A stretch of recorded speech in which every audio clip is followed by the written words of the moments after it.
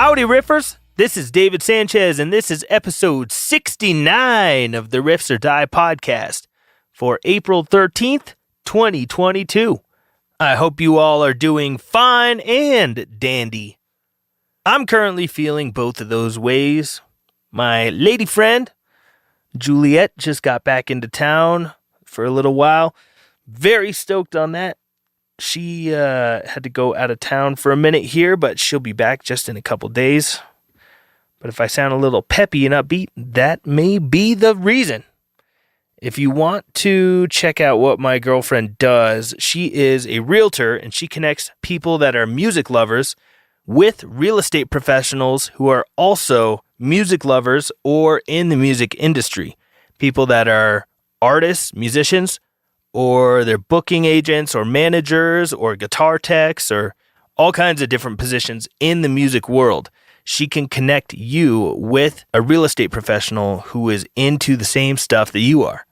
So if you have any interest in selling or buying a property, definitely check her stuff out. Find her on Instagram, or you can find her directly on the web. Just look up Heavy Realty. Heavy Realty is a global real estate network that's full of musicians and music lovers just like you. So if you want to buy or sell or you want to move or something, you should hit up Heavy Realty. Go to heavyrealty.com and just shoot them an email or send them a DM on the old Instagram. Anyway, give Heavy Realty a follow and check them out, especially if you're interested in moving or buying or selling real estate. Or even if you're interested in investing and you want to talk to an expert about what the options look like for investing some of your money and growing your wealth a little bit more via real estate instead of the stock market or crypto or a savings account or shit like that, it may be a good route for you to go. So chunk that out, heavyrealty.com. There's another reason that I'm stoked this week. Since the last time I spoke with you guys, I got a custom shop guitar in from ESP, handcrafted in Japan. This guitar is super sick. It's got an all-white fretboard, and the inspiration for that goes back to Mr. Larry Graham. First time I saw Larry Graham rocking on his all-white bass, I was like, holy shit, I need to get me a guitar like that someday. And now I got one. It's very cool. You can go see it on my Instagram. I'll post it up on the Riffs or Die page sometime as well. But huge shout out to ESP for building me that guitar. It's a prototype for something a little more interesting that we're cooking up.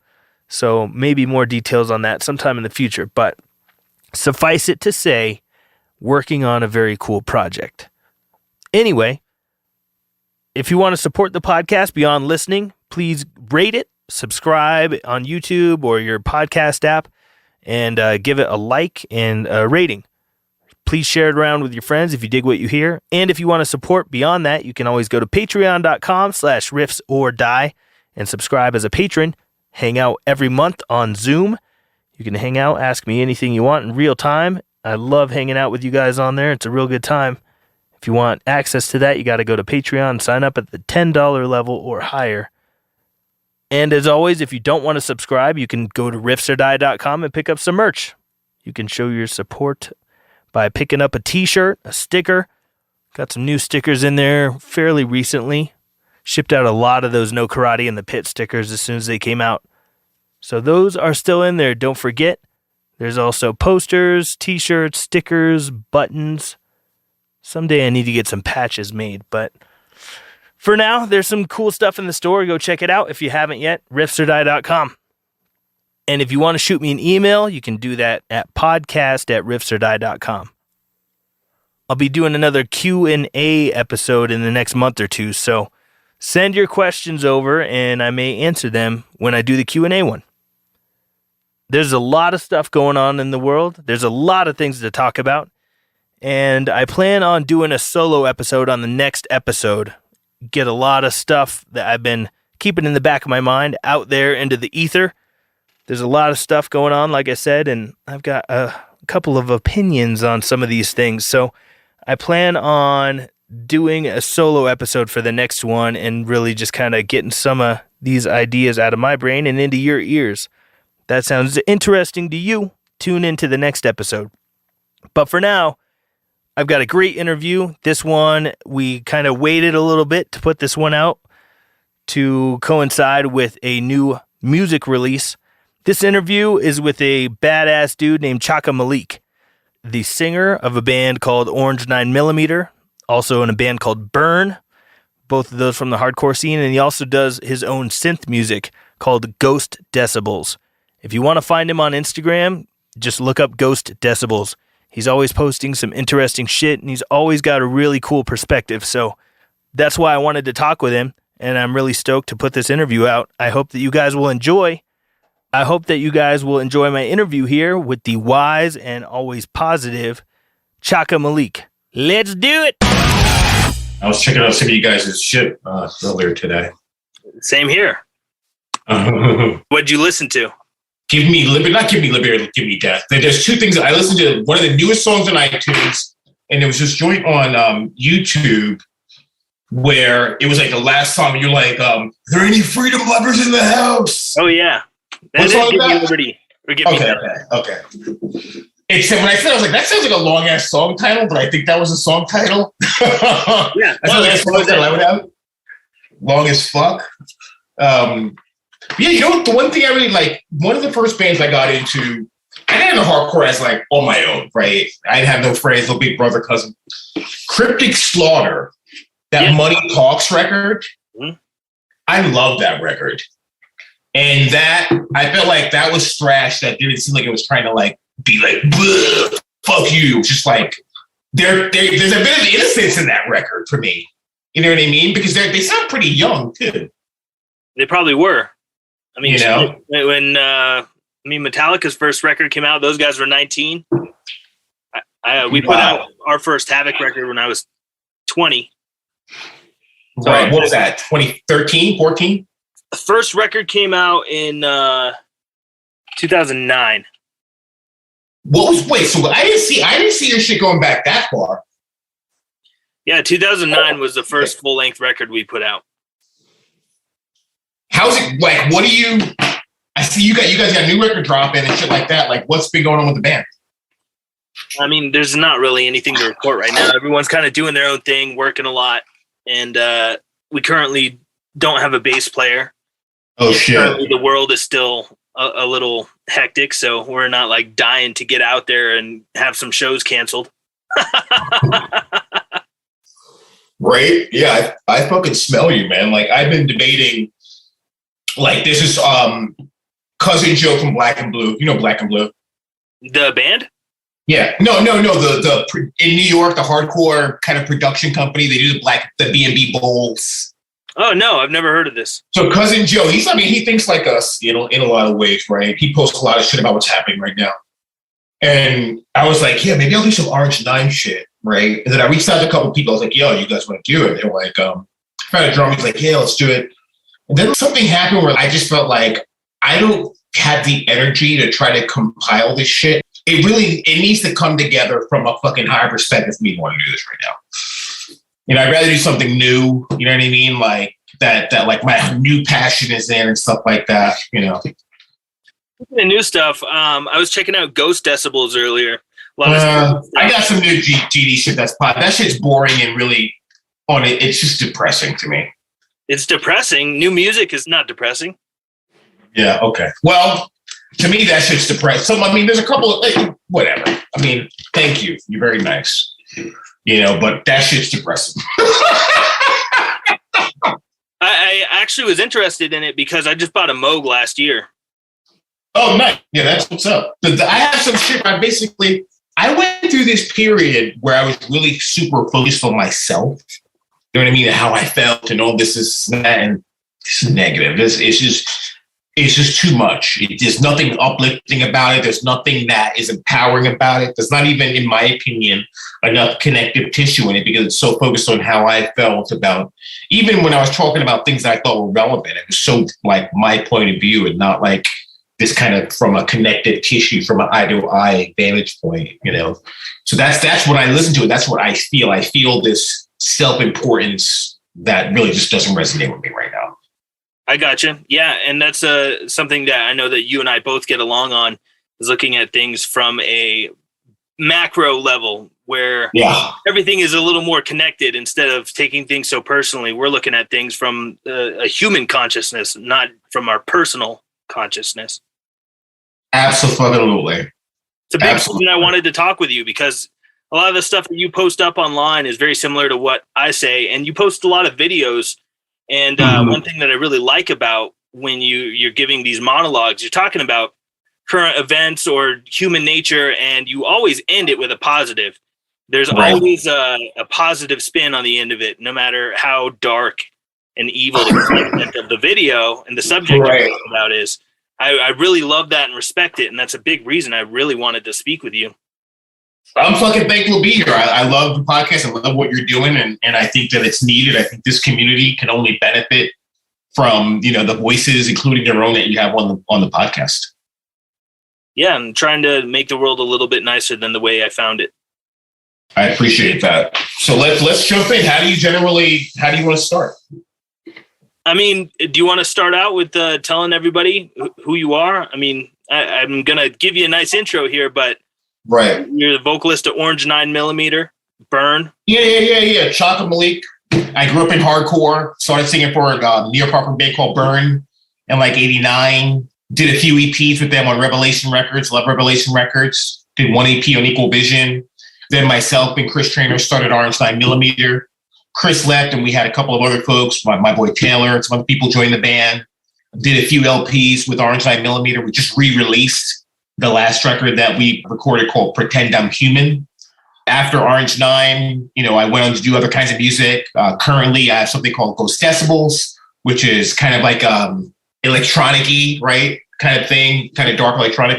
And then I also have my kind of most recent thing, which is called Nieri Band, which is really kind of inspired by Fela Kuti and stuff like that, and really kind of something cool. Like, I mean, it's the kind of music that I would want to listen to, like my windows open on like a sunny day and just enjoying life and bouncing my daughter, which I don't have, on my knee. You know what I mean? Like shit like that. So, you know, that's what I'm about. I love heavy music, and I'm kind of, especially these days, like I went after doing, I got into Ghost Decibels. I was tired of guitar music, right? I was like, I don't hear any fucking guitars. But then the current events got me back to be like, I want to hear some guitars, right? I want some guitars. I need guitars, right? So, you know, I'm kind of thinking about now, like how to integrate some guitars into what I'm doing, or start some new shit, like with some motherfuckers that I know or motherfuckers I don't know, that gives me a chance to kind of exercise some of the heavier side of what I like to do, you know? I noticed that a lot of your vocals seem to be a little Mike Patton-ish. Okay. An influence? You know, not overtly. I grew up with listening to a lot of different kinds of music, right? I tell a lot of people that, like, my dad's jazz collection influenced a lot of the New York hardcore scene, in the sense that myself, Mark Ryan from Supertouch, Alan Cage, that was in Quicksand, a bunch of people, like, we all grew up with my dad's jazz records, right? We were living together for a while. We had all these old jazz records. And that kind of creativity and approach to music, I think, crossed over into what we were doing. So, like, when I got into hardcore, I was already in a spoken word and jazz and freeform jazz and all kinds of weird shit that wasn't necessarily part of the formulaic kind of template of hardcore punk, right? So I think that may be what you're hearing in that sense, that kind of weird, kind of creative impetus coming from non-hardcore, non-rock stuff. Yeah, I love it. And you mentioned Fela Kuti. I love Fela Kuti, and I actually got to see Tony Allen play live once.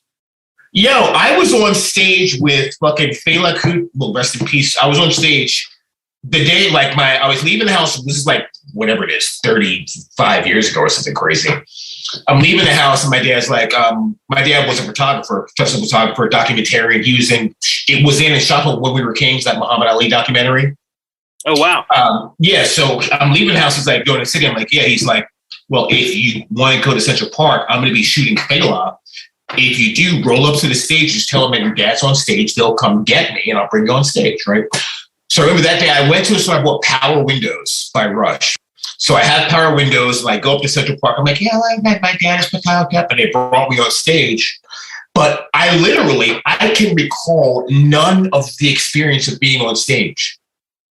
But Fela is important to me because Fela is one of these people, and Fela is almost, I mean, he's huge, right? He's not as big as Bob Marley, but he may as well be, because he was able to bring this revolutionary voice to music where he was really getting his ass kicked by the government. You know what I mean? He was really getting his bones broken, his house raided, his shit burned down by the government in Nigeria. You know, he was really somebody that went to school, music school in London, right? Then went back to Nigeria. He had, you know, God knows how many wives. Basically started this cult in a certain sense. I'm not using that word in a negative sense. But he was able to bring this sense of power, sense of belonging, sense of meaning to the people. Like, if there's a video called, a song called Sorrow, Tears, and Blood, you can find the video on YouTube. And you see them in Nigeria where it looks like they're living in, for all intents and purposes, a trash heap, right? Everything is repurposed and old and everybody's smiling. There's no negative looks on anyone's fucking faces. The video also does a good job of contrasting how the Euro-Anglo regime that kind of runs a major part of the world had gotten there and begun to control the economies. They show this portion where they show like the leaders of Nigeria fanning money, and with some of the other kind of European leaders, including leaders from the church, which has been infiltrated. And they show that piece of society has segmented itself off, right? And left the general populace to fend for themselves amongst the basic lack of resources, which reads, it doesn't look like a trash heap, but I mean, it looks like a trash heap in certain ways. But the resilience of the people, the resilience of music, the resilience of the revolutionary thought coming from Fela as a product of that culture shows that you can overcome that stuff. So that's one of the main reasons that I really love Fela. And I love certain songs more than others. So like I just hit, part and parcel, Fela, and there's certain things that I really enjoy more than other songs, right? Like Lady, Sorrow, Tears, and Blood, Gentleman. Those are some of the joints that I have on repeat. Now, some of the stuff I don't like as much, but some of that shit's really fucking hard. Like, the grooves are fucking hard. The cadences are fucking hard. How he's fucking kicking it is hard. It's something that's really inspired. And that's what I really love about it. Yeah, and all of his songs are like 12 minutes long. Yeah, and that's nothing. They're fucking long. So, like, you can fucking imagine a first date if Fela was playing live outside. First date to see Fela live. You can bring a fucking the beach blanket, the food. You sit down, the music's fucking going. You're vibing with your lady, whatever it is, and you're hanging out. And this music is meaningful, but it's also comforting and mesmerizing because of the repetition and the length. And it conjures up the visuals of where he's from in Nigeria, and it really transforms you, right? Yeah. Some of those 12-minute songs, you don't even realize that they're that long because you get like hypnotized. Literally. Yeah. Yeah, I love Fela Kuti. And I was reading an interview with you. You were talking about Fela Kuti and you were talking about Prince. I also love Prince and I fucking love funk music. Yeah. I'd say I probably listen to more funk than any other genre these days. I love playing metal. I love writing metal. I love performing it and stuff, but I listen to a lot of different kinds of music, and funk is probably the number one because it's just. What does funk do for you? It just feels good. It puts you in a good mood. You can't be like in a fucking depressed bummer mood and listening to Parliament or Ohio Players or Rick James or Prince or Michael Jackson. Like, that shit doesn't bum you out, especially like the old Michael stuff, when he has the dudes from Brothers Johnson playing with him. And that's the difference between, and I like some of the super experimental ambient music, but I think it's like when times are rough, then I think it enables you to create an escape route. And that escape route ends up being funk music or, reggae music. When you look at the society today that has so much, right? And at the further ends of that so much, so let's say talk about like an experimental music scene where it's really all about creating sounds of destruction and degradation. And I'm not saying that it's negative, but it's the difference in your escape. If you have everything, your escape is all gonna be a little pain, right? But if you're living in pain, your escape is fuck, give me some joy. Sure. And I think that's something that I'm trying to kind of be cognizant of when times are good for me. That's why I just shared earlier why some of the Ghost Decibels stuff I don't like as much, right? Because instead of creating an escape route of joy for myself, I was fixated on my singular. And honestly, that has no value for me. Joy is a communal thing. Pain oftentimes is you make it very singular to yourself, but joy is something that's shared. And that's why that Fela shit's amazing. That's why the Prince shit's amazing. That's why that Michael shit is amazing, because it's so fucking inclusive. It radiates positivity. Boom. And we talked about thrash earlier. Like that's one of the reasons why I like that Cryptic Slaughter, that first the Money Talks record. Because it just, money talks and people listen. It doesn't sound native. It just, to me, it sounds like I want to be a part of this shit. So it's not like just the genre dictates whether or not there's inclusive, but the energy behind it. What is it radiating, right? As you share, is this radiating something that I want to be a part of? I grew up loving oi music, Last Resort, Blitz, The Business, Foreskins, Infra Riot. And that was also communal because those folks were on the lower end of the socioeconomic spectrum, right? And they were trying to find a way out, right? And that way out was via that community, via punk, via oi. And obviously they were influenced by, some reggae and ska type stuff. Yep. Which comes from the energy that we talked about. That's why music is important, in my opinion, because it really has the capacity to pull people together. And so when you can combine that energy of escaping towards joy and then adding an overlay message that has enough information for people to say, well, fuck, not only am I having a good time, but I'm beginning to reconsider some pieces of my life so I can rebuild my life with bricks that are better for me and my family, then that's something that fucking gets me stoked. Yeah, gets me stoked too. I say this all the time. I think that you can make a better point, make a better impact in 3 minutes with a song than you can in 3 hours of debating someone or lecturing someone. 100%. I don't even like debating people. Yeah. Because oftentimes that's another ego-based concept, right? I'm right, you're wrong. I had somebody come in my comments the other day, he's like, yo, like, I'm getting attacked in your comments, blah, blah, blah, yo, man, like, I just got reported. I was like, yo, B, I definitely didn't report you. And I'm like, honestly, I'm glad that you commented on my shit. It gives you and I the chance to either strengthen our arguments or change our fucking opinion. Yeah, that's what I was just going to say. I think debate is a healthy thing because either wrongs get corrected or there's new perspective and knowledge gained. And I think if you don't have good ideas debating bad ideas, there's never any better understanding. I'm all about bad ideas being openly discussed because then they're out in the open to be attacked. Right. And just to clarify, when I say debate's egotistical, it's egotistical oftentimes when somebody is not listening. Debate implies that I'm listening to what you have to say as well, rather than I'm stuck in my point and I'm going to stand in my square and I don't give a fuck what you say, whether it makes any sense or not. I'm just going to regurgitate what I think is true. Right. Sure. Yeah. And I think that you're right to point out we shifted from the term argument to debate. And I think there is a difference. There is a crucial difference between those two things. It's a subtle thing, but definitely is clear, I think. Absolutely. So you talked about how you wanted to discuss the big picture stuff and Absolutely. Organism and belief. And that the elite know how the organism works and they use that to manipulate us. I think you're totally correct. I'll just say my basic example looks like this, right? Mm-hmm. For many of us grew up having records. And if you don't have records, you go to somebody's Instagram. If you go to their Instagram and they say they're a metal band and they have pictures of flowers and birds, you might not really think this is the band for you if you're a metalhead, right? But if you go to their profile and they have what looks like a death metal logo and a picture of a Grim Reaper or some other thing, you might say, okay, oh yeah, this is what I expect, right?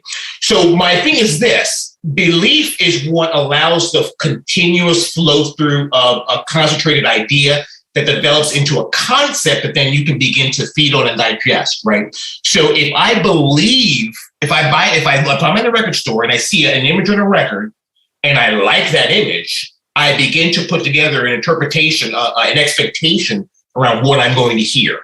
So I begin to make this connection and I begin to, in my mind, I'm creating shit. I'm creating a world in my mind based off of this record cover. That's how we used to buy music. Okay, well, shit, this looks fucking crazy. The guy's stage diving, or the chick is hot, or the dude looks like a nerd like me, or whatever it is, and that builds a connection. Right. So to pull it over into the big picture thing, the concept of belief is what enables any type of exertion that has value in the world. We grew up playing games as kids, right? We grew up doing things like playing games like tag. There was always somebody that was the fastest kid. And if somebody, let's say you were racing somebody, if somebody was clearly fast, you'd be like, I can't beat you. I'm not going to try. He's too fast for me. He's too big for me. I can't play basketball against him. That guy's 6 feet tall. So we begin to create assumptions and realities off of our belief.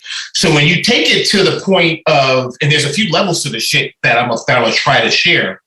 When you take it to the level of the elite, right, and they present these concepts of the world must have a vaccine passport by this date. So even the people that are against that passport, many of them will say, the elite are going to enforce a vaccine passport. And they begin to make the vaccine passport real. Yep, the belief causes action. The action changes reality. They make it real rather than saying, you know what? The elites want to enforce a vaccine passport. Fuck that. Right? There's people that will quote unquote agree with me on being against it, but be in my fucking DMs. Dude, you have no idea. Dude, you're those policy bullshit. Dude, they're gonna do this. They want to do the vaccine passport. Case in point, this whole COVID thing blew up. The whole narrative blew the fuck up. I had smart people in my DMs that I told. I was like, hey man, and I happen to have a belief around the deity that I will share in a bit. But I said, hey, you know what? There are powers in the universe outside of the elite. Just because the elite are trying to do something doesn't mean it's going to happen. And what happened was eventually enough people got the fucking message in the resonance of consciousness to say, fuck this shit, I'm standing up. I know that guy got silent, fuck it, I'm standing up. And when enough people stand up, the bullshit has to dissipate. So that's what it takes. It takes people to say, you know what? I don't believe this is my reality. I don't believe as a 5-year-old I'm going to get into the band with the guy that has the candy that's waving it. I don't believe he's a good guy. If I believe he's a good guy, I'm in the band, I'm dead. Yep. If I'm living in today's society and I'm a truther and I want to just take everything that and New World Order says as law, I may as well be part of the Davos group. Because you are working to turn that into a reality with your belief, with your insistence, because you're elevating these people to God. And that's a stupid idea. You know, it's a stupid idea. And it shows that you don't have an understanding of how the organism works. Many spiritual texts will tell you that the only way you can have something in the physical, meaning this third dimension, is if you have it in your consciousness, right? Right. That's the only way that you're going to have something in the physical. It's one of the reasons why lottery winners always end up dead or in jail or worse, is because they didn't have the wealth in their mind. So it not only did they lose it, but they ended up losing other things as well.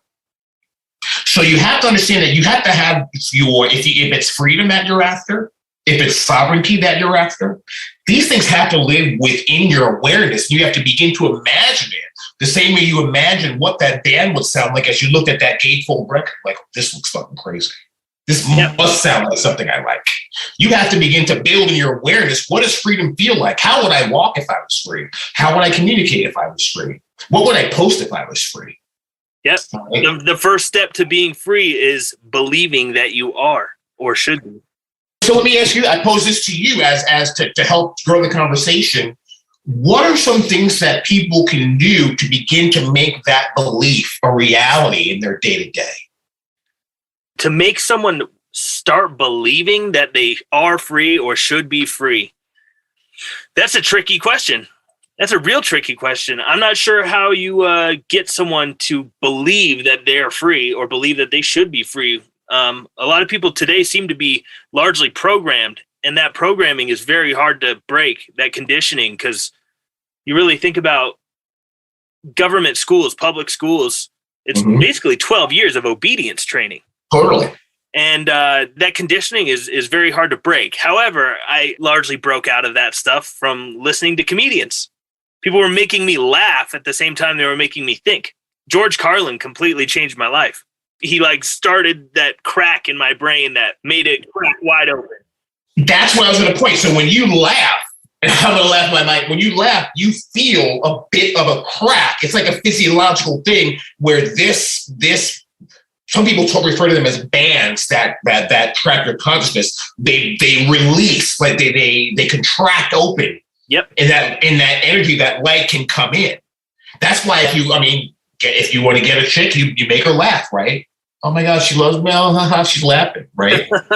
Yep. Oh, if you're a substitute teacher and the class is unruly and you want to try to get control of them, what do you make them laugh? Yeah, people like you when you're funny. And they like you because you help me to lighten their load by helping them to open up their consciousness just enough for them to forget the burdens of the third dimension, right? Yep. This is where the meme wars that we're in actually are somewhat useful, because you can crack into someone's psyche by opening up that window with a laugh or a joke for a second. The only challenge for me with the meme wars memes are based, in my opinion, on a psychology that says you're getting enough information to make an informed decision. Right. And oftentimes, even though a picture's worth 1,000 words, right? Is that really enough information to make an informed decision and create an emotional anchor, which is what a lot of memes do, right? Not necessarily, but I think that they're valuable in that they can plant a seed. I agree that they can plant seeds, but the enemy, right, uses that very same tactic. And since most people are operating on a lower resonance, not because I'm better or worse or you're better or worse, but they're operating in a brainwashed resonance. That meme, oftentimes, it's easier for the meme to anchor them in the lower resonance than it is for us to de-anchor them or re-anchor them to a higher resonance, in my opinion. Absolutely. A lot of people are acting off of emotion and not off of logic. 100%. And they're trapped in this thing where, let's be honest, like just physiologically speaking, the lowest, most primitive, oldest, simplest part of our brain is the lower brain stem, the reptilian brain. Yep. The one that doesn't think, the one that doesn't have any logic, the one that will eat its own children and fuck you, I just need to survive. That's where a lot of people are resonating when they absorb some sort of information. A lot of the time they don't actually absorb it, obviously. Right. But it hits them in that lower brain stem, the reptilian brain, where it's just fuck you.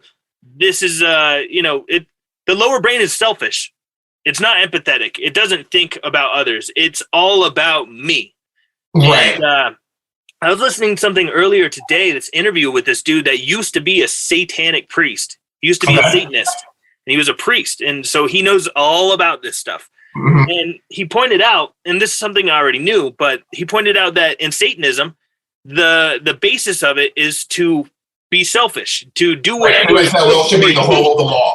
Mm-hmm. It's all about me. All under will. Mm-hmm. Yeah. So the satanic mindset is very self-based, and anyone that gets in the way of the things that make me happy, they should be destroyed. Right. Now, he was tying it in to people submitting to the will of governments and essentially totalitarianism and fascism, communism, whatever you want to call it. You can identify it as any of those things if you want. But people bending over and doing what the government wanted them to do, taking experimental medical injections, or else you can't go to the concert, or else you can't travel, or else you can't go to the restaurant, or else you can't go to the baseball game. And a lot of people did not do what we all kind of seem to know really deep down inside of our heart what was the right thing to do, to say, like, this is my body. No. It should be my choice what I put in it. Fuck you. But they didn't do the right thing. Mm-hmm. Why didn't they do the right thing? Because of their selfish nature. It was much more convenient to just bend over and do what they asked you to do, because the right thing was hard and inconvenient. Right. Doing the selfish thing was easy. And unfortunately, I know there's millions of people. I know personally many people that didn't really want to do this thing, They just did it because they thought it would make their life a little easier. And and I'll share this: they're using entrainment technology as well. And I'm not sure if it's part of 5G or something else. But I was sitting in my room. This is like 6 months ago. I'm sitting in my room, and I just had this deep resonance of joy and lightness come over my body, and it just said to me, "It's not so bad to take it. Why don't you just take it?" I was like, "Get the fuck out of here!" And then, like the next day, I don't know if it was like Jeff Rent or somebody was like saying that he and other people had that very same experience. Interesting. So, I mean, are you familiar with entrainment technology and what that does? Entrainment? No, I've never heard that term, but I'm very aware of a lot of neural implants and how they can definitely mess with people's psyches using magnetic fields and all kinds 100%. Right. And that's basically, part of what it is. And basically it gets you into a wavelength. It gets you to begin to resonate with a certain thought pattern. Right. So this says when it's by the mob, it's what makes a mob. Right. I get mad. You get mad. The person who's like didn't really have an opinion, they started to get mad. And the person who like really didn't have an opinion, like, okay, fuck it, I'm pissed too now. Right. But there's ways that you can manufacture that. Right, with electronics, and that's what they're 100% doing. I'm just gonna share this real quick. So, like, I kind of got started into caring about this stuff. I was even from the beginning, from Orange 9 tours. I was always spending every day off, every time I could, at occult bookstores, buying books. I have so many books. I give away a lot of books. And then I ended up moving to London with one of my dear friends. She's a girlfriend at the time, one of my close friends in the world. And right before that, I was like, do me a favor, like buy me a tarot card deck. I hear you're supposed to have someone buy it for you, right? So I had to buy me this deck. Get to London, and I spent a lot of time with these cards and shit like that. And I began to meet a lot of people. There's a few like Treadwells. There was a spot in Camden, Atlantis Books. So by the time I left London, I was reading for the tarot reader at Treadwell's. I was asked to do to teach a class on the Thoth Tarot by another tarot legend out there, who's like a famous walking tour guide. I was reading for pretty much all of the readers that in all of those occult bookshops, right? Wow. So flash forward, right? I get back to the States, and I'm like, I had started reading the Bible because I had read in a couple of books that were saying, like, if you're doing your whatever and shit goes south, the name of Jesus is the only name that's gonna save you.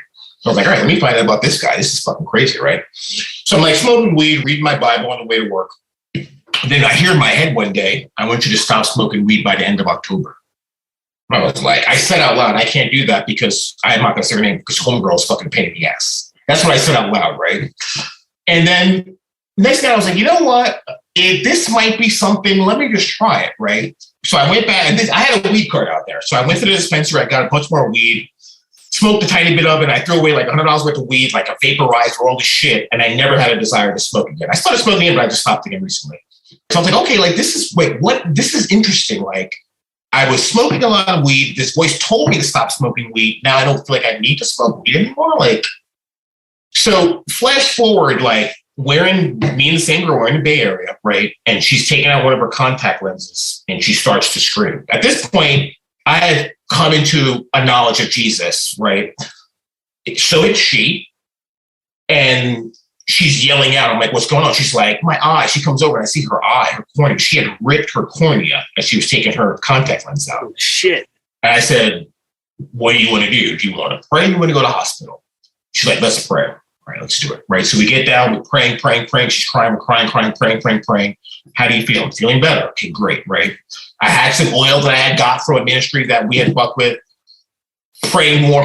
She's like, all right, I'm feeling better. I'm going to go to sleep. I'm like, all right, cool. She goes to sleep, right? And this was like a Saturday night, like 11 o'clock at night, like maybe it was Friday. I was like, I don't want to, who wants to go out, right? So we're like, let's just pray. Let's just figure this shit out. She goes to sleep Friday night, wakes up Saturday morning. I'm like, hey, she's like, I feel better. Sunday morning, she's like, my eye's itching. I'm going to go to the doctor. She goes to the doctor. The doctor's like, yeah, you definitely tore your cornea, but it looks like it's been healing for a couple of weeks. By the way, what'd you take for the pain? She's like, what are you talking about? He's like, this is one of the worst pains that you can have. What'd you take for the pain? She's like, I didn't take anything. He's like, what did you take for the pain? She's like, I didn't take anything. He couldn't believe that she didn't take anything for the pain, right? So next thing you know, I'm like, okay, I'm growing in my understanding of the power, the supernatural power of God, right? And the gift that is given to us through Jesus. And I'm like, okay, well, I don't really believe that Jesus looks like this guy on the cross the way they show it. I don't know if I can fuck with this, right? So I started doing some more reading, doing some reading on like quantum physics. And a lot of these regeneration ideas, they sound just like the Bible, right? There's one day I'm sitting in my house and I was really, really pissed off and I was sad about something and I was crying out for help. And I saw this white circle appear about like that, it may be 30 degrees up in my consciousness outside of my body. And I was like, okay, this is something crazy. So I was like, either this thing is here to kill me or this thing is my friend. I'm going to find out which, right? So I started running through Bible verses in my mind because I spent a lot of time dealing with the Bible because coming from the occult, I know the supernatural is real, right? I know that Lucifer, Satan exists. That shit's not fake. It's not a metal man. That shit's real. It's real. And so I'm like, okay. And I also I know that God and Jesus is real. So next thing I knew, I realized that this thing had actually, the more I submitted to it, I was reading these verses in my mind, my pain, my depression was all just being sucked out of me. And I was like, holy shit. And I say this to share that in this time now, like I didn't grow up with anything having to do with God or religion or any of this shit. That meant nothing to me. I was in love with the occult, but spending time in the occult, literally, I mean, I was literally going to join a club out there, like with older white people. They were like in their 60s. They invited me because of my understanding of tarot, right? Coming back here and recognizing that, okay, the elites have a God. And if you think that their God is not Satan, then you are fooling yourself. The elite's God is Satan. I'm not here to I know some people are going to be like, oh, Chaka, you're full of shit. It's true. That is their God, right? So you can choose to understand and accept gifts that are available via a God that loves you, or you can go on your own. I would say give Jesus a chance. Jesus is not what you think. Jesus doesn't mind if you're, I mean, I'm a sinner, dude. I'm not perfect. You know what I mean? I'm not better than you.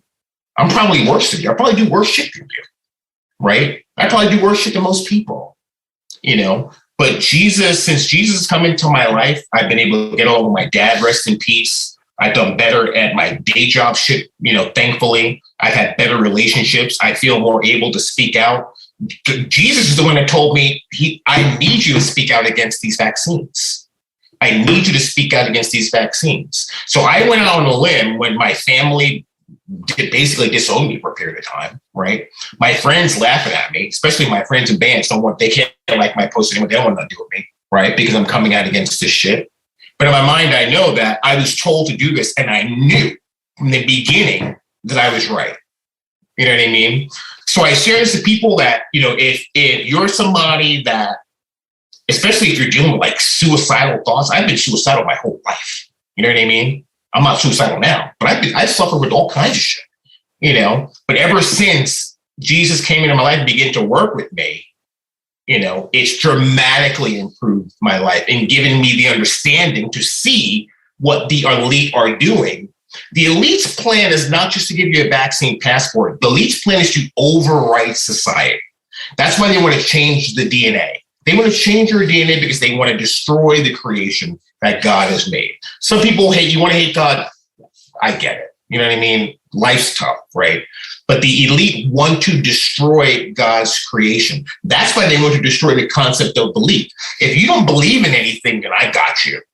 The elite believe in something, and belief is what separates the men from the boys in the hierarchy of society and awareness.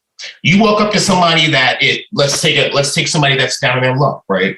they probably don't believe in anything. You would look at them and they would look at you and they would ask you for $1. But somebody that believes in themselves shows up for a job interview, they can be dressed in tatters. They look like shit. But you'd be like, there's something about you, man. I'm going to give you a shot. They believe in themselves, right? So belief is something that is bigger than just something like related to spirituality. It is the basis of everything. The elite believe that we're animals, and it's their desire to turn us into animals by destroying our ability to have self-awareness, which is a big part of belief. And they want to chemically destroy us. And if you go online, you'll see Bill Gates talking about his vaccine that can get rid of the part of your brain that facilitates connection to higher power. Yeah, and I don't think it's just with the injections. I think there's also a lot of other nefarious things that they do. 100%. The way we interact with each other. Mm-hmm. And I think that ultimately the goal with this whole virus reaction, not just the injections, but everything about it, seems to me, and I'm not religious at all. I went to Catholic school for 4 years. I'm not religious either, mind you. Religion is a man-made thing that's designed to destroy you, which is why the Catholic Church, to me, is Satan, literally. Oh, yeah. Yes, you're not wrong. But I've noticed that the whole thing seems to be to destroy humanity, to destroy our humanity with one another. I mean, this goes down to the most basic level of covering half of your face so you can't see each other's face. You can't see each other smile. Yeah. It's making young children less intelligent. 100%. It's doing intergenerational damage, psychological damage. 100%. These kids are going to be fucked up for the rest of their life. And there's a lot of people that are like, the narrative's collapsing, and COVID's kind of dumb now, and the masks are dumb. And you and I have been saying it for fucking 2 years. However, these people are just starting to get that. But the difference is, still, there's a major difference between people like you and I and people that are just going to move on with life. I don't want to just move on and act like nothing happened and leave it in the dirt and yay, back to normal. I want these people that were responsible for this stuff to pay.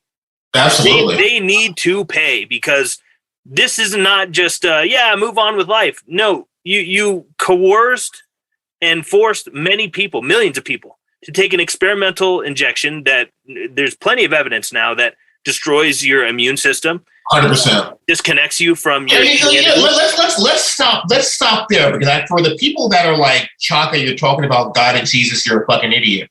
You repeat what you just said. They created a virus with the intention of destroying people's immune system. Yep. They created a virus with the intention. And they want to do what? Vaccinate some people in the world, or do they want to vaccinate everybody? Everybody. Okay, so there's somebody that wants to vaccinate everybody in the world with something that is known to cause over 1,000 reactions that we know of now. So these are short-term effects. 9 pages worth of reactions were just released, and no one's talking about it because they're all obsessed with Ukraine, Russia. Short term, right? So when I talk about God and Jesus, and here's a half step that might help people. This was valuable to me. There's a guy named Neville Goddard who talks about, in his contention, Jesus is the subconscious mind, right? People talk about, the Bible says something like, basically talking about a man and his wife, and that's the subconscious and conscious minds. For years, I've been talking about the subconscious mind. I gave an example of the batter that walks up to the plate, right? He walks up to the plate and he's quieting himself, right? And you see the baseball game, everybody gets very quiet right as that pitcher is, right before he winds up, and he's staring and they're staring. And at that moment, that hitter, and he's listening with every ounce of his body to find out if it's going to be a 1, 2, 3, 4, or 5, because he's got to begin to get that bat around basically as the pitcher is coming out of that windup. Yep. What is he using to do that? What is that batter using to discern whether or not this is going to be a fastball, curve, or slider? Subconscious mind. His subconscious mind. And that subconscious mind largely comes from intuition and experience. 100%, right? and so when you went to your point about the reptilian brain, when we're able to leverage our experience and intuition. Okay, experience says that government has never been altruistic in the past. Experience says government has never been altruistic, right? In our experience, okay, if someone's never been altruistic and they want to be altruistic now, what's this about? So that would automatically create a bunch of pause in people's minds saying, But the reptilian brain, if that's only active, hey, get the shot if you want to do this, right? You want a nut, take the shot, right? You don't want a nut, don't take the shot. I want a nut, hey, give me a shot, you know? Yep. So, sorry, go ahead. No, you're completely right. And I've talked about this on my podcast before. Like, we have this entity that is a known liar, right. Hardly ever tells the truth, ever. And then they are telling you, just trust us, do this thing, and then everything's going to go back to normal. Trust us. It's totally safe and effective. This ends everything. Just do what we say. This is a known liar. Now, if this was a person, known liar. Exactly. Would you trust that person? Or are you just a fucking idiot if you're going to believe this person? Known liar, reputation. And they're going to tell you, hey, take this mystery drink I just got for you. and that's where consciousness comes into play. You have to engage your consciousness. I care not whether people want to call it this, that, or the third. People are going to arrive at where they're going to arrive at. And I love everybody. I have friends that I know worship Satan. You know what I mean? You know, that's their thing. You know what I mean? I worship Jesus, right? Some of the tenets of Satanism and Christianity are very, very similar, actually. Some of the like main pillars, like the 10 Commandments stuff. There's a few things that overlap. Name the ones that you think overlap. Not to create a debate, I'm just curious. In one of the main tenets of Satanism is that you should not ever like steal or harm or do anything like that to anybody.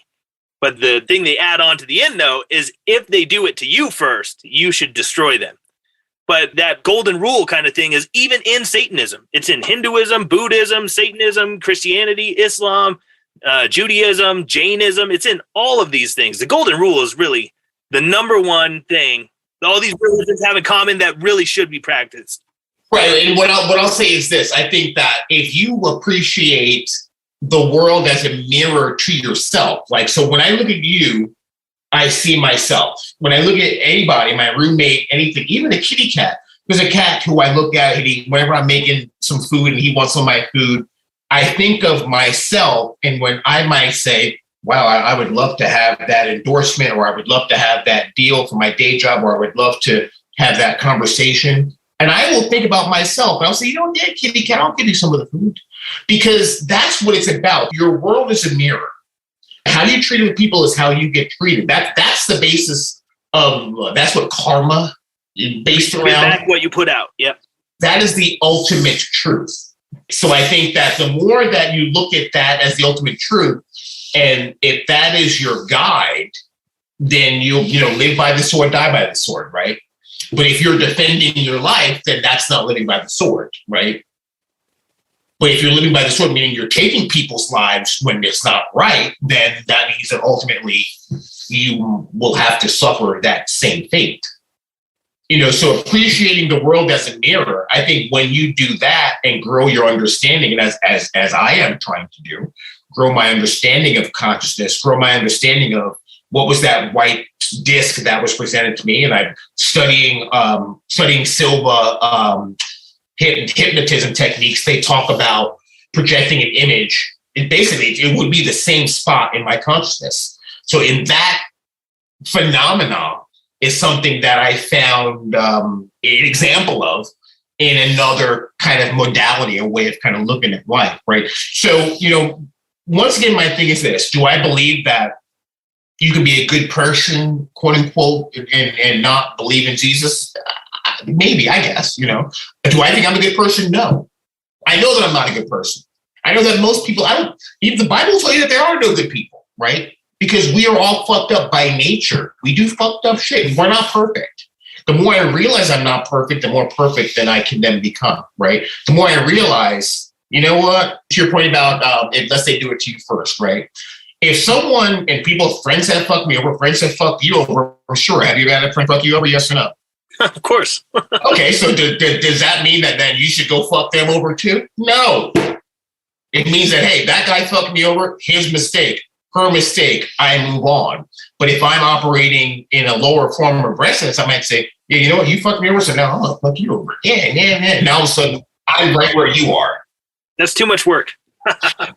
There you go. It's the entanglements and it's the negativity that takes you out of being in the present moment where you can build and create and hold in your consciousness the reality that you're looking to live. And that's one of the things that the elite do with creating these, social media ghettos, right? Where I have friends, they send me these pictures of people crashing into things, these fail videos. And I tell them, don't send me this shit. Not because it's not funny, but because that's what my brain starts to build a reality off of. Yep. You know what I mean? Yeah. I'm tired of even hearing people that agree with me. I love people that agree with me, but that's not the end all be all either. I need food to grow. I need the summer. I need the winter. I need the spring. I need the fall. I can't always have summer. I can't always have winter. I can't always have ideas that agree with me. It makes sense for me to entertain ideas that don't make sense for me. So I can then say, you know what? Hey, yes, my idea is still, well, wait or fuck. Maybe my idea sucked. You can reevaluate. I always talk about that. You question everything, even your own beliefs. Dude, 100%. Healthy thing to do. 100%. And there's a scientist who's also an author. His name is Bruce Lipton. I wrote a Lipton. Yeah, Bruce Lipton. Yeah, so he wrote a book called Biology of Belief. Yeah. He wrote another book called Spontaneous Evolution. Okay. Spontaneous Evolution is one of my favorite books, and it talks a lot about belief and how literally your environment and what you believe can reprogram your biology. You can literally change your DNA based on what goes on in your mind. And this is very provable just with like placebo effect. And 100%. If the person thinks they got the good drug that's going to save them, even if they got the placebo, they will get better. And why did that happen? Based on what was in their mind. And I have a hard time talking about stuff related to like God or higher power because I want people to take the message, and I know a lot of people, even myself, like I wouldn't want to hear some of this shit sometimes. But when you recognize the power that you have in belief, and then you begin to say, okay, well, shit, what if I spend some time working on this understanding within myself? Like, what could I do to my life? What could I become? These elites, think about this. Dr. Fauci. This motherfucker is already on record being the bad guy in Dallas Buyers Club, stopping people from getting the good medicines for AIDS. Yep. What stick up his ass made him believe that he could get back out there before the public and sell my family, your family, and whoever's listening's family this fucking virus disease shit that they made and owned? He believes that he can get away with it. They believe that they can get away with it. They believe that they can get away with it, right? And the reason why they slowed down now is because now they no longer believe that they can get away with it to the same degree, right? So the elites are operating using this power swimmingly. They love it. They understand the power of belief. They understand that they can tell you, these blackouts are going to come, and that a certain segment of the truth movement is going to say, the blackouts are coming. What the fuck, man? We're fucked. Instead of saying, okay, we're going to have to figure out how to use our God-given abilities to push back on this. We're going to have to use our we're going to have to use our sense of community. We're going to have to use the magic that comes through that community-based song that we talked about earlier. Right? Why did Martin Luther King and the Civil Rights Movement? Why did that? And Martin Luther King was initially taking money from the devils. He was taking money from the devils, but he turned around at the end of the day. They killed his ass for it, right? But what happened between right before that march on Washington and after? Something happened. Something flipped in consciousness, right? What happened with Gandhi, who was another agent of the devils, right? Something happened where the consciousness of the people flipped. What happened just recently now with this COVID thing was enough doctors speaking out and saying, yeah, guys, no. Finally, people were like, yeah, you know what? Yeah, no, fuck yeah, you're right, you know, fucking no. So there's a power that we have inside of our belief and our willingness to accept. I forgot who said the quote. You will get the government that you accept. Yeah, 100%. So in your estimation, D, how does a listener, myself, yourself, how do we take any of this understanding around belief, leverage it moving forward to empower ourselves and others? Well, I think a big first step here is to realize that these people that are largely pulling the strings, what you referred to them as the elite. A lot of people call them by all kinds of things, but let's be real. The people that are really pulling the strings of society, call them whatever you want, but they exist. There are people that have way more control over what goes on a national level than I do. That is a fact. People that want to act like, oh, there's not anybody that really is pulling the strings. That's the first mistake. Out of here. There are people that have this kind of power. I mean, at the end of the day, I really think bankers are running the world, but that's a whole another topic. I think that's part of their magic. Some people refer to it as money magic, as a control element. It's such a brilliant way to control people, and so is fear. And one thing that I think people need to realize is that these people that are pulling the strings, pulling the levers of society, the puppet masters, they are social engineers. Absolutely. They're not stupid. None of this is an accident. What does that mean? I know the social engineers, but give people an idea what that means if somebody's hearing that for the first time. Of course, yeah. So these people understand how you're going to react to something better than you probably understand how you're going to react to something. Especially as humans in groups. Absolutely. They are master manipulators, especially when there's large groups of people.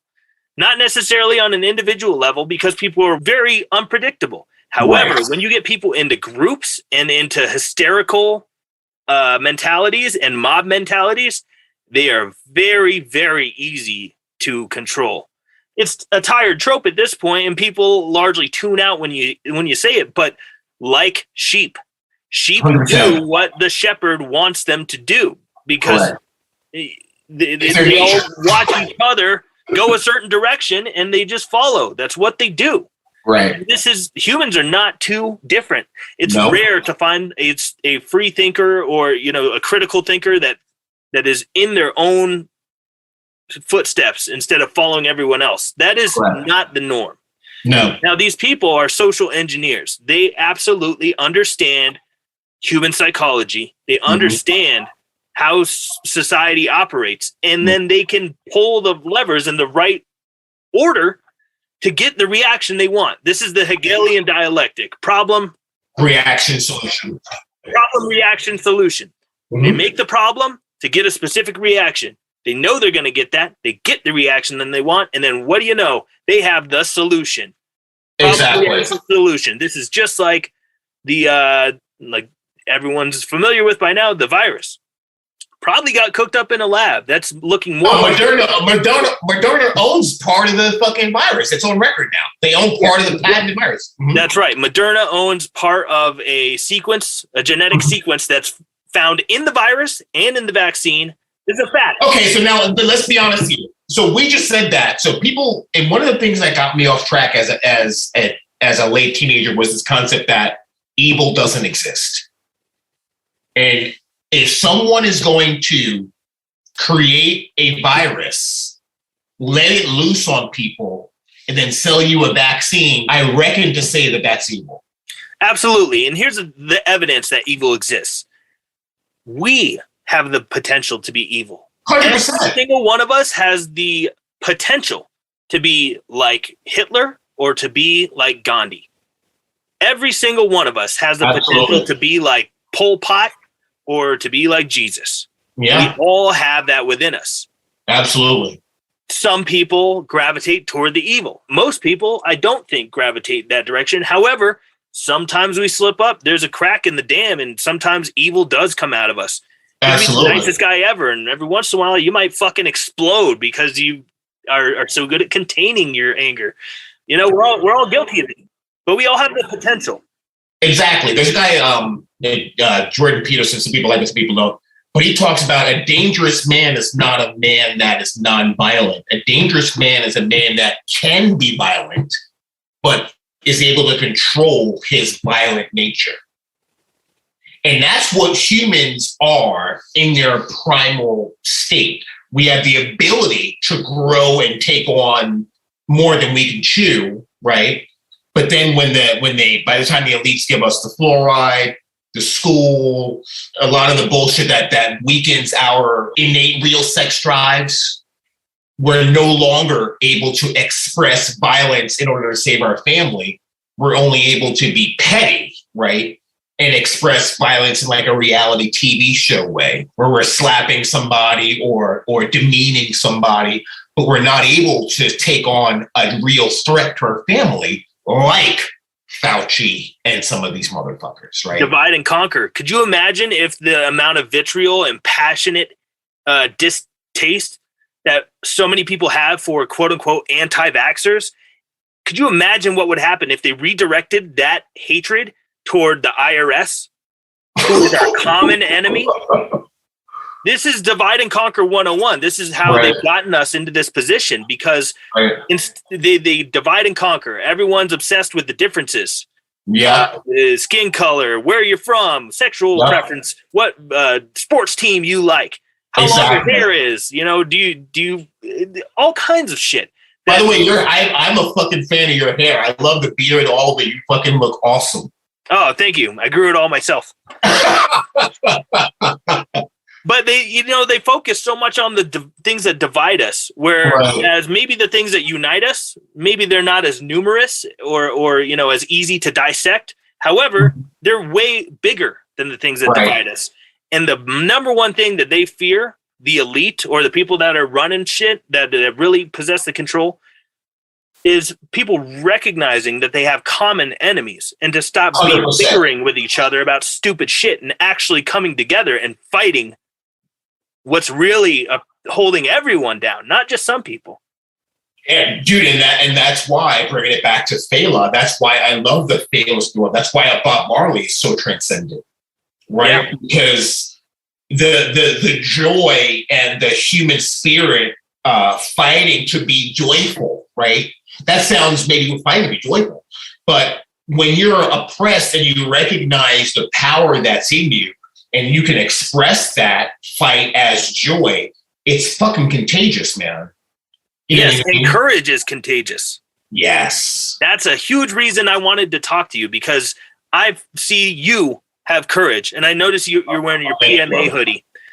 John Joseph from Cro-Mags, he also is a very courageous person. And I don't see a lot of people. Yeah, he's awesome. I don't see a lot of people in the heavy music world that we're a part of speaking out. I find that most people are content to either go along with the narrative or keep their mouth shut because they don't want to rock the boat. I find it very interesting that a culture that is so well known for being rebellious is so compliant, so complacent. And I think it's a beautiful thing that there are others like yourself, like John Joseph, and like you, man, fucking props to fucking you. I mean, you're poster crazy. You have a platform where you're sharing voices to help people get a better understanding of another way to kind of see how the world works. That's fucking, in the band's sake, obviously. That's really important. I mean, but from my perspective, like, music for me, this is what the music is about. And it's one of the reasons why I don't like some of the Ghost Decibels music is because it's not coming from this place. That's coming from a place of me and my own bullshit, right? But for me, music has always been about the greater us and the power of that us and what that can mean, right? That aspirational collectivity. And I'm not saying that in a communist way, but that aspirational collectivity, that recognition of humanity, that makes me feel fucking awesome, that made me feel connected as a fucking 16-year-old kid in the projects, listening to fucking oi music, going to hardcore shows by myself, dancing hard in a pit by myself, going home with a fucking bloody lip and a fucking ripped t-shirt, and telling my parents, that's just what happens at the show. You know what I mean? I wanted to be part of that punk scene, part of that hardcore scene, because to me, it represented that thing. That's why Cousin Joe, Black and Blue, and Madball, a lot of the people that are kind of at least putting their stake in the ground, saying, "Hey, we're not doing shows like this. We're not playing shows where motherfuckers got to be vaccinated, whatever the thing is."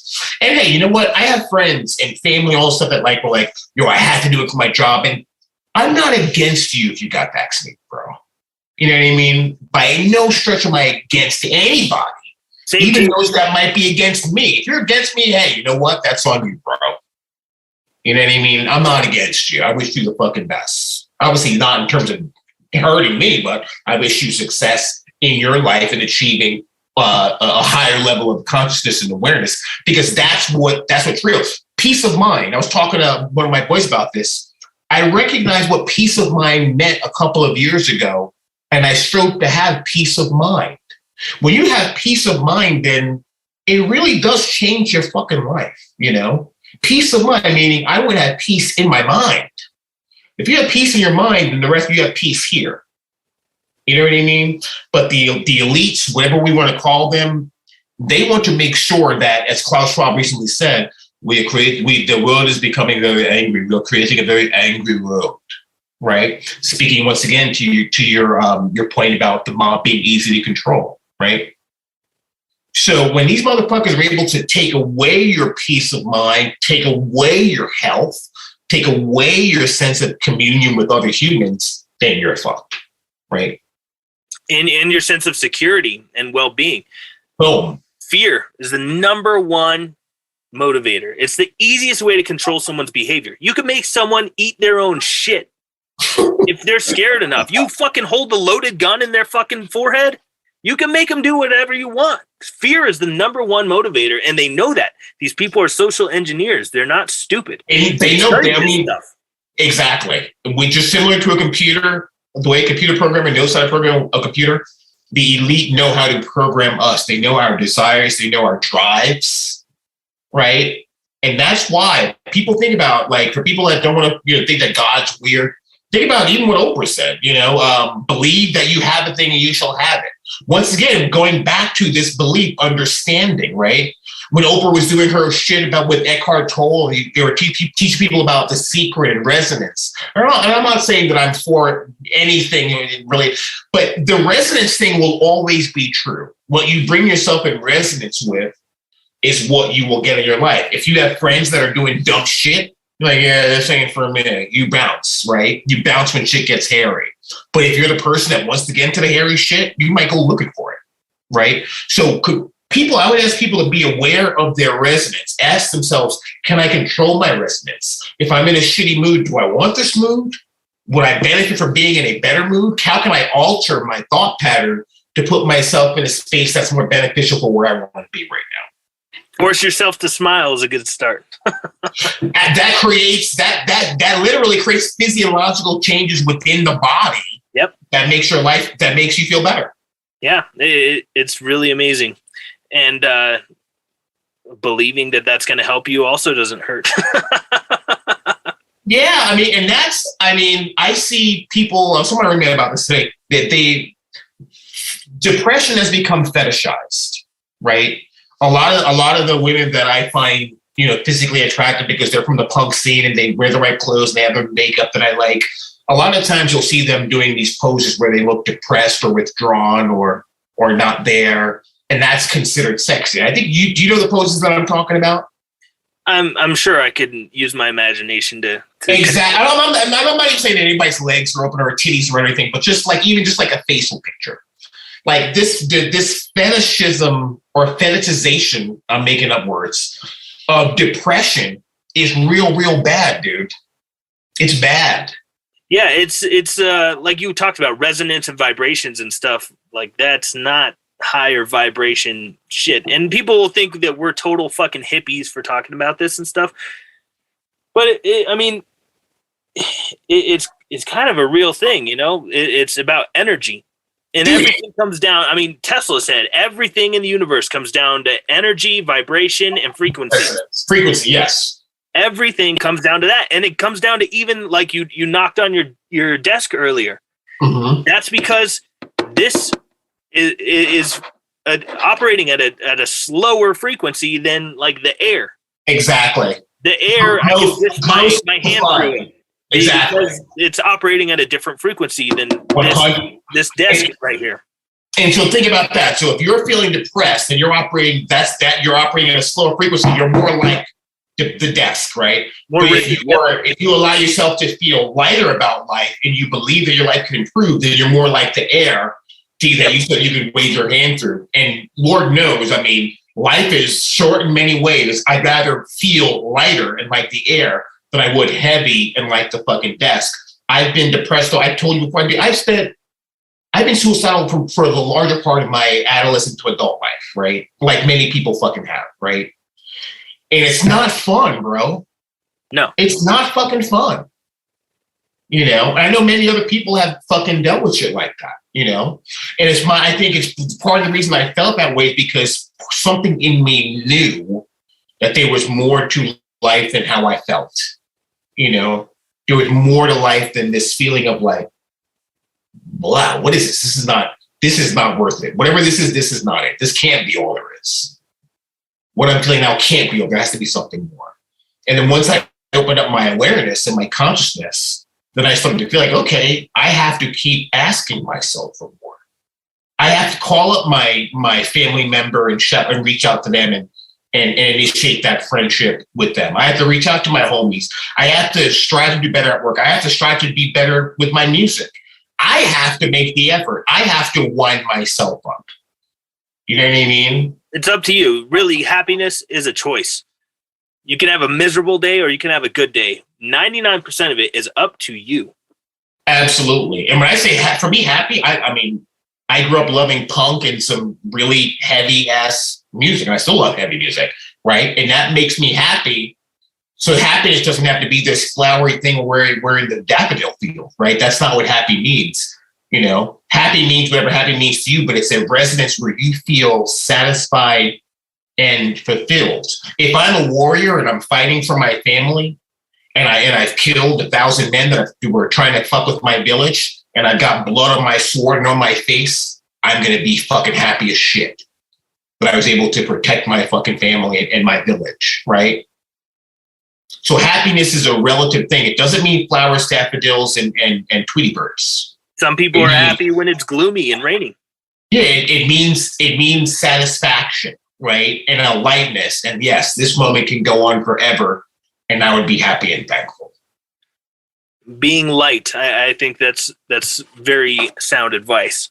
I want to. This is something I ask all the guests that come on. I want to ask you this. I gave you a little forewarning. Try to always do that because it's a loaded question. Right.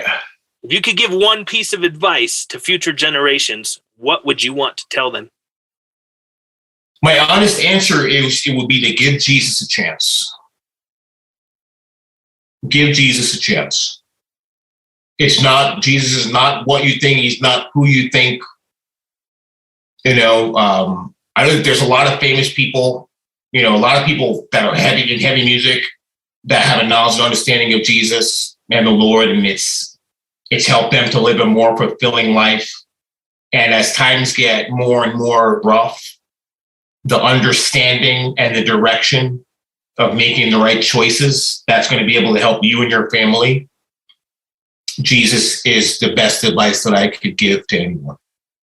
Now, a lot of people that maybe practice another religion or don't want to do that, a lot of people claim that Jesus is blank. They equate Jesus with a synonym. Right. What would you say that Jesus is? Well, Jesus is the connection to the highest form of consciousness, right? And we are creator beings, right? So we talk so much about what you believe in, you can make real, right? So Jesus, in my understanding, is the connective. He's the pen, he's the stylus, he's the computer mouse to consciousness. He's what enables you to build that thing out of your awareness. He's the thing that enables you to create miracles. And can belief work without Jesus? Absolutely.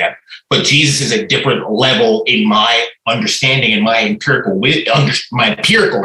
wisdom I'll share. than other situations that I've been involved with in the occult, right? So it's available to you. Is everyone going to, is this going to resonate with everybody? No. Will it resonate with some? Yes, I think that it will. And I think the main thing to understand is that the people, I tried to go to a couple of churches and it just was not for me, bro. It did not resonate with me. The preachers didn't resonate with me. There's very few people that I know that believe in Jesus that I feel resonate in a similar way with Jesus that I do. So I think ignore what you grew up. If you grew up with Jesus in your life, I apologize, because oftentimes that's not a great way to learn about that. I think oftentimes that's like, it's like, I forgot who, I think it's like Lil Wayne said that Baby, who's his manager or whatever from Cash Money Records, got him a prostitute at 13. I equate that to that's like forcing something on people, not because the child's not ready for Jesus, but oftentimes because as adults, oftentimes we're still understanding what Jesus is for the most part, right? So then you're part of a religious group, and then they're forcing a certain way of looking at life on you, and that totally taints an understanding of what Jesus is and how Jesus can be a part of your life. So I'll say, if you grew up with unorganized religion in your life, I apologize on behalf of whoever I can apologize on behalf of. If I grew up with organized religion, I probably wouldn't be here talking about Jesus today. I probably would be somewhere different, right? But what I'll say is, come at it with adult eyes, especially now with the recognition that the elite do worship a God, right? The elite do believe in something that's empowering them to create the effects. And this is a multi-generational plan on their part, right? This is not something they dreamed up yesterday. This isn't 30 years ago. This is thousands of years old, right? And certain things, like people say, oh, the Bible talks about a caste society and the mark of the beast. Well, that stuff's happening, right? Theoretically, you might say, well, that, somebody else could have written that 1,000, and maybe that's true. But the thing what I will say is this: if you call out to Jesus and you're having a hard time, you say, Jesus, if you're real, come into my heart. I guarantee you, and you can fucking DM me, I guarantee you that something positive will happen for you, right? Is this for everybody? No. And I'm sure that other guests have given advice that's not going to be for everybody as well, right? But this is what I feel compelled to share today because of the hour. If it wasn't such a dark hour, I might have said what I've said in the past, which is to listen to your parents, right? Pay attention to your parents, respect your parents, right? That's one of the best things that you can do as a member of the human family, is to respect your parents, even when they're not perfect, right? But because of the dark hour that we're in, I find it imperative to say, if you are of the mind where you're open to allowing Jesus to work within your system and to create a better world for you in concert with you, then I would advise you to do that. And your synonym basically for Jesus is like connection to source. Is that a safe thing to say? It's a connection, but also with energy in it, right? It's not just a tube. It's like a conveyor belt, right? Or an escalator. It's like stairs plus movement, right? So it's the two things. It's the bridge, and then there's also a flow there too to help you. Right. And it's connecting you though to what I would call source. Some people connection to source nature, with also an energetic push, higher consciousness. Well. Yeah, and I think it's very possible. I mean, it's unprovable, and I wrote a song about this. I think that it's very possible that consciousness is the very bedrock of existence. It is the bedrock of existence. All is mind. I mean, that's probably the truest thing anyone can say. It's the most fundamental building block of everything that is. All is mind. Yeah, I think it's very likely that consciousness is the absolute bedrock, even more fundamental than gravity, more fundamental than light or time. Oh, 100%, because we can defy gravity, right? We know that we can defy gravity. It's even a term, but you can't defy consciousness. I think it's all. It is all. That's what I would share. And for people out there that disagree with me and that you believe in another deity, hey, man, more power to you. Love you. You know what I mean? Nothing against you. You know what I mean? By any stretch, you can be my boy. You can be one of my best friends. God bless, right? But for those that are interested in that, I know that there's merit in allowing Jesus into your life. Connect with the source, connect with the consciousness. Yeah, that song, I'll send it to you. I'm not sure if you've heard it. It's on our last record. It's called Panpsychism. It's basically the philosophy that everything possesses consciousness. Oh, that's absolutely true. Because everything is consciousness. And there you go. Yeah. And in the song, I talk about, like, it's even on a subatomic level. There's on an atom is displaying some form of consciousness. You have a nucleus and all these electrons or whatever moving around. And to me, that's what Jesus is. It's the finest particle. It's the etheric matter at its most finite level. I think largely we're talking about the same kinds of things, just defining it in a different way. 100%. When I'm talking about source and fundamental consciousness, some people look to Christianity, some people look to Islam for that, some people look to Buddhism, some people look to science.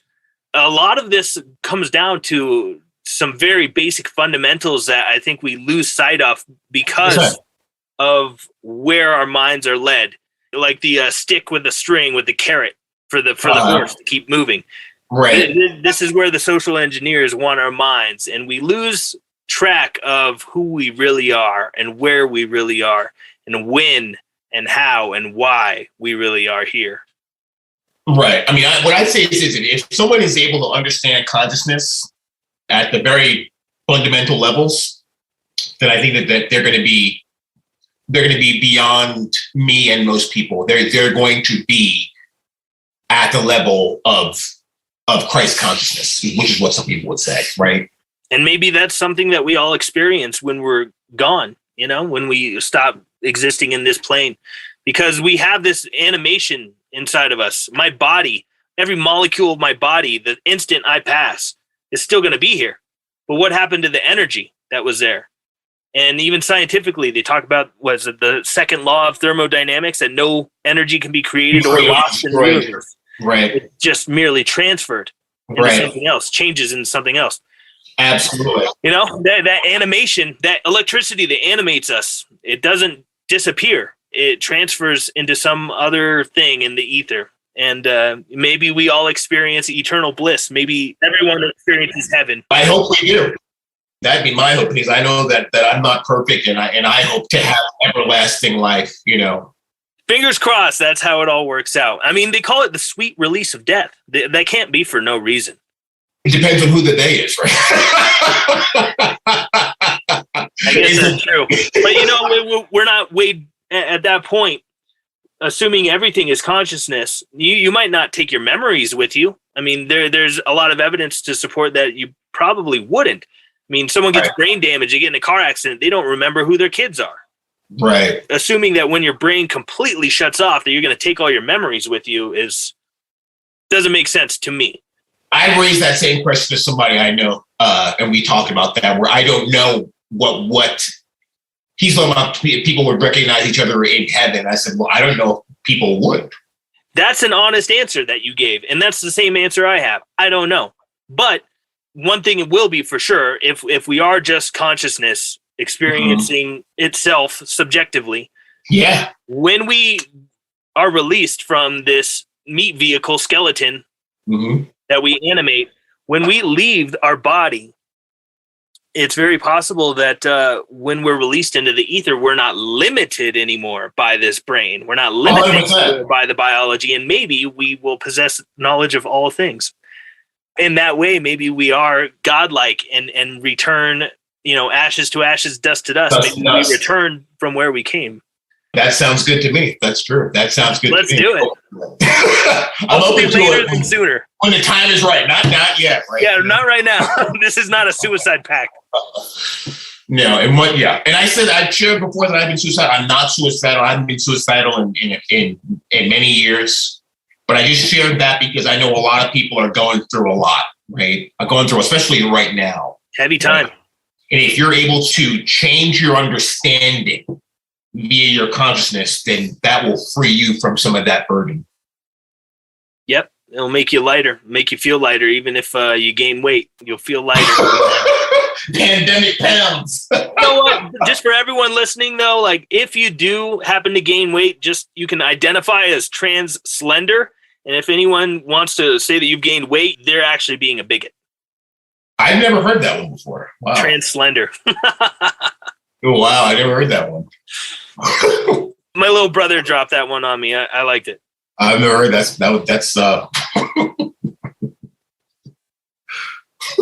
that's killer. When are you going to be in New York? Anytime soon? You going to be out here soon? Shit, I don't know. Maybe later this year, maybe next year. Actually, I might be recording a band in New York, but not in the city. I might be recording a band, though, on the East Coast in the summer. Where? They're in upstate New York somewhere. Yeah, I'm in Rockland County. Cool. If I'm heading out there and that thing does come to fruition, I'll definitely hit you up. Nice. You produce bands? I do some production, some mixing, mastering. Oh, cool. What are you fucking with? What's your gear? Recently, the interfaces that I've gotten are the Apollo series, the Universal Audio stuff. I have an 8P and that I fucked up, and as a stopgap before I get that fixed, I just got myself one of those duos, and then I have a satellite. So I've been on Apollo. I have pretty much all the UAD plugins, but I've been fucking with big time now. I know we're off track or whatever. We can edit the shit. The acoustical plugins. Have you tried those? No. So do you have the Vision plugin for UAD?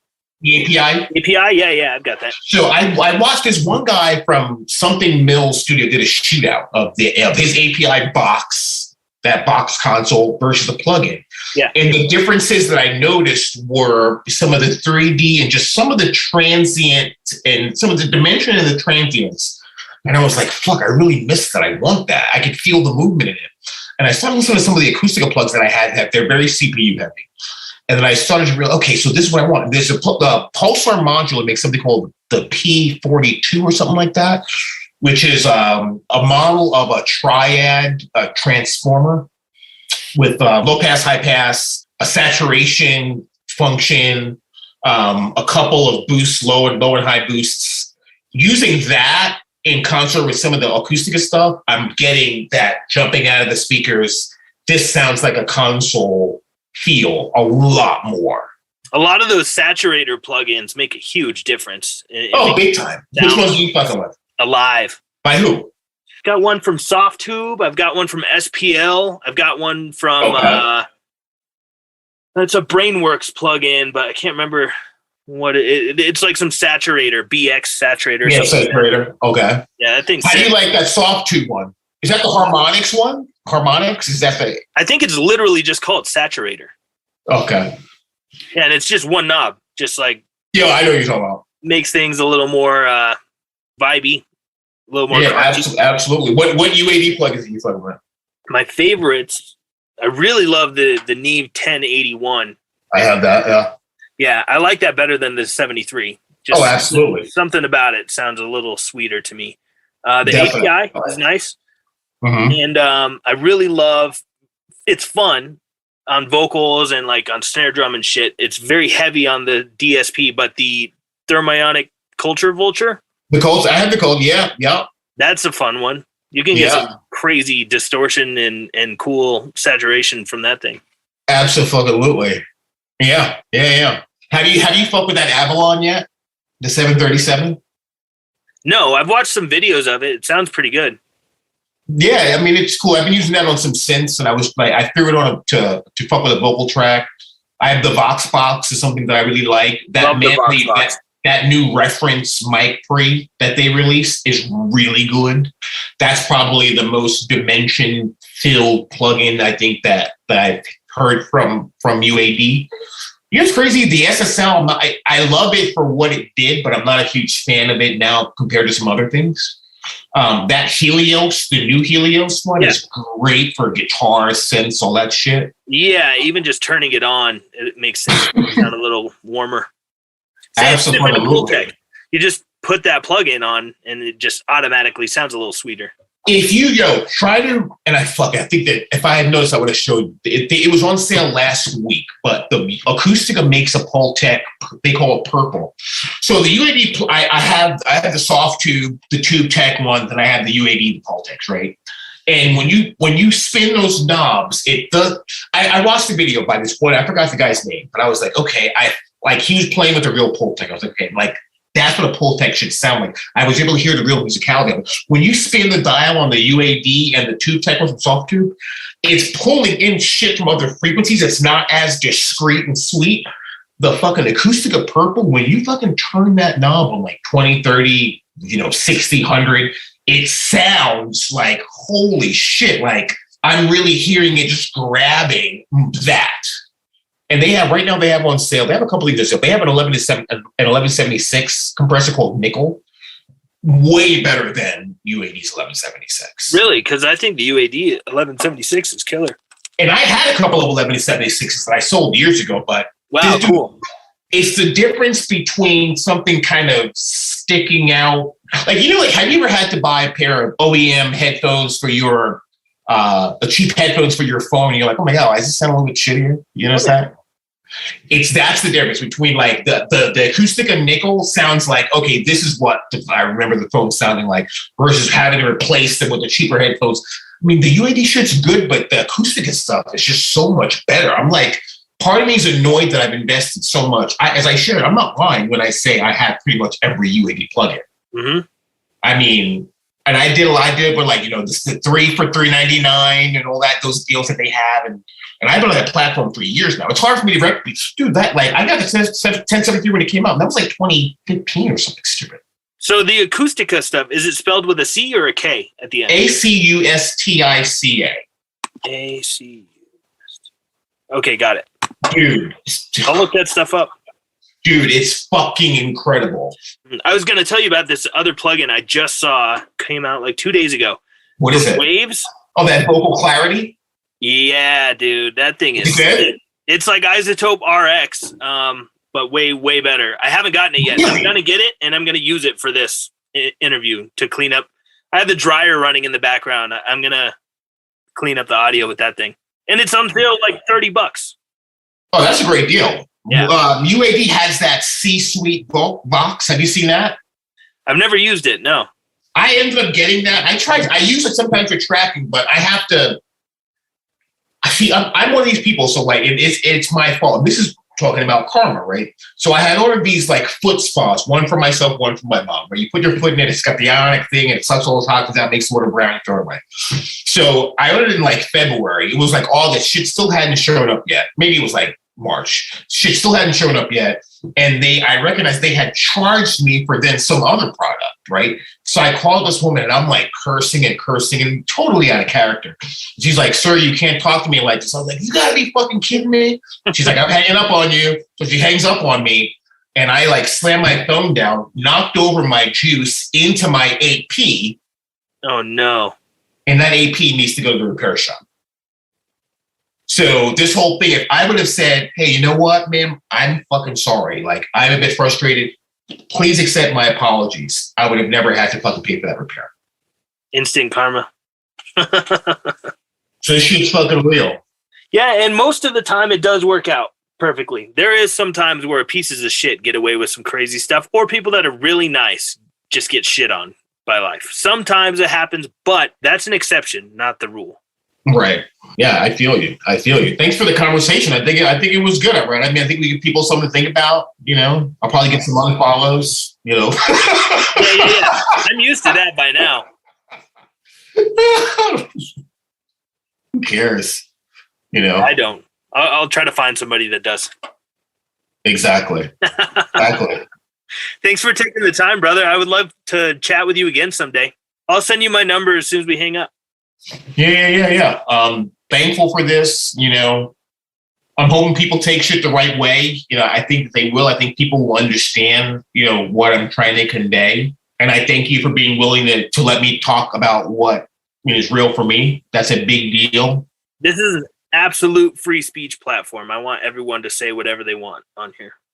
Right. I think what people something to think about. Even people that are like, Chaka stupid as cheesy shit, but that thing about consciousness, that what Tim and David were talking about, that makes sense. That's part of why I brought that up at the end, because the synonym, because people say Jesus is love, Jesus is peace, Jesus is blank. There's a lot of them.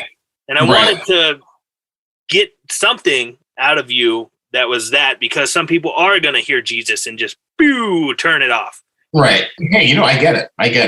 But if it's related to them in another way, and we use a synonym, like that can slice through to some of these people that will tune out. Exactly.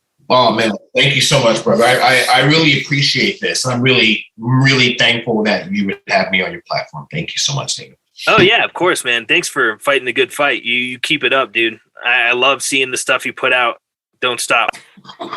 I'm trying, man. This shit gets exhausting. Just speaking of, dude, there's spiritual warfare going on a lot of times. No, this is all spiritual warfare. I'm like I told you, I'm not religious. I'm not like really. My mind's not in that area. However, I do see the big picture, and this is absolutely, regardless of whatever anyone wants to call it.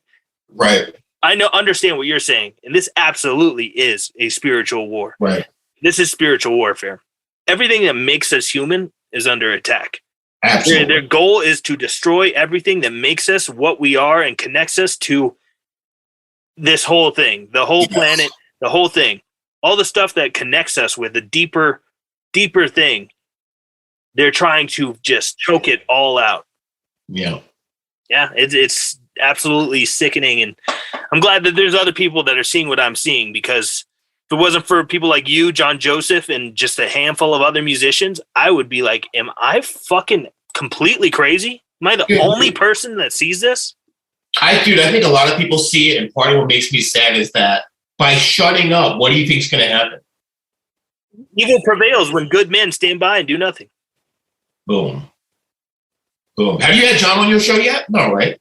No, I hit up John a few months ago and asked him if he'd be down to do it sometime. And he said, yeah. And I reached out to him and was like, yo, when do you want to do this? And he liked it on Instagram, but he never hit me back. I'll reach out to him again. Nice. He's busy, dude. He's fucking got a million things going on, and, battling with idiots on the internet on a daily, I'm sure. He spends a lot of time battling. All right. Yo, one love, D. Thank you so much. Thanks for sticking around to the end, everybody. Really appreciate you guys. I hope you got some good little nuggets out of that one. Interesting talk. If you dug it, please follow him on Instagram. He's always posting some cool shit. And, he might be shadow banned by the time this comes out or at some point in the future. So if you want to find his stuff now, go find him on Instagram. I'll have the link to that in the description below. If you want to shoot me an email, send it over to podcast@riffsordie.com. And don't forget to go to riffsordie.com to pick up some merch, or go to patreon.com/riffsordie if you want to sign up. You get a discount to the web store. You get some bonus content that's in there, and you'll also have access to the monthly Zoom hangouts that we do once a month. So hang out with me in real time. We're going to do it here in the next week or two, and I hope you can make it there. The more, the merrier.